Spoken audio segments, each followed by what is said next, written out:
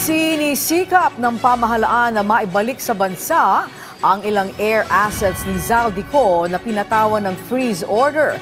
Kaugnay niya, ninilatag naman ng Bureau of Customs ang mga maaaring gawin kung sakaling hindi pa rin mabili sa Biyernes ang 4 na sasakyan ng mga Diskaya.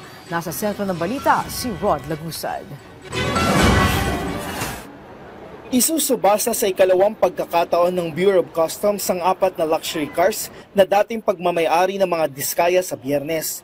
Kasunod ng unang auction, mas bumaba ang presyo ng mga ito, kaugnay na rin ng depreciation.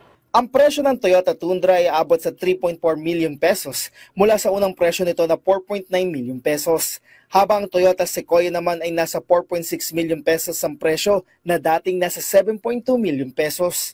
Pagdating sa Bentley Bentayga, nagkakahalaga ito ng nasa 13.8 million pesos kumpara sa unang presyo nito na nasa 17 million pesos. Habang ang Rolls-Royce Cullinan naman ay nasa 36 million pesos mula sa dating presyo na 45 million pesos. Ayon sa BOC, kapag hindi pa naibenta ang mga kotse sa pangalawang auction ay direct selling na ang gagawin ng pamahalaan.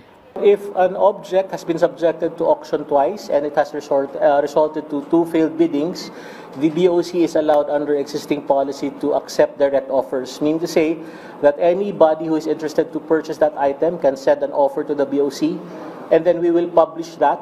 We will open it to anybody else. At kung wala pa ring makakakuha o bibili nito, remember that aside from the disposition based on sale, we can still resort to condemnation or sirain na lang talaga yung mga vehicles na yan.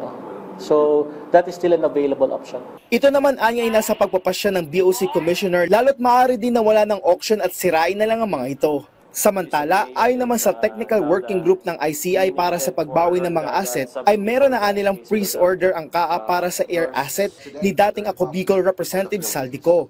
Anila nakikipag-ugnayan na ito sa Malaysian government para maibalik ito sa bansa. Ang goal natin mapabilis yung pagbalik ng mga assets na to sa Pilipinas. So yun yung subject ng coordination natin. Pati yung pag-recover ng iba pang assets na hindi covered nung freeze order na yun. What we know and what we're exploring is it takes about 6 months pagkasaming extension ng freeze order. Bukod dito, anya may draft na ng proposal para sa Joint Memorandum Agreement sa pagitan ng mga ahensya na kabilang sa TWG. Present na rin kanina yung I think the dashboard for the coordination of the members. So dito na rin ho papasok sa dashboard yung mga request for documentation para mapabilis both the assets recovery, part of the TWG and the case build-up. Tapos magkakaroon na rin tayo ng database para andito na rin ho magdi-data dump yung mga iba't ibang agencies. Mahalagaan niyang mapigilan na magamit o mawala ang mga asset na mga umano'y sangkot sa maanomalyang flood control projects. Rod Lagusad para sa Pambansang TV sa Bagong Pilipinas.